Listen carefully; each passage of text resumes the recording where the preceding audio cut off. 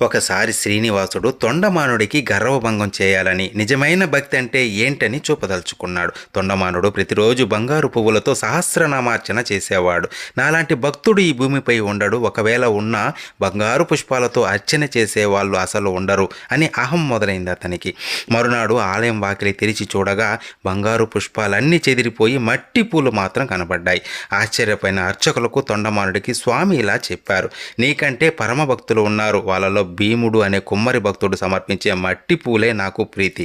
అతను తిరుమలలో ఒక గుడిసెలో నిరంతరం నైవేద్య వంటల కోసం మట్టి కుండలు తయారు చేస్తాడు. నా దర్శనానికి రావాలని కోరిక ఉన్నా తీరిక లేక పక్కనే నా చెక్క బొమ్మ పెట్టుకుని భక్తితో చేతికంటిన బంకమట్టితో పూలను చేసి సమర్పిస్తూ స్వామి నా భాగ్యం ఇంతే అని బాధపడేవాడు. తర్వాత ఒకసారి అతన్ని చూద్దామని వెళ్ళిన చక్రవర్తికి అక్కడ మట్టి పెంకుల్లో సంగటిని ప్రియంగా తింటున్న స్వామిని చూసి ఆశ్చర్యపోతాడు. ఆ భీముడు ఎంతటి అదృష్టవంతుడు!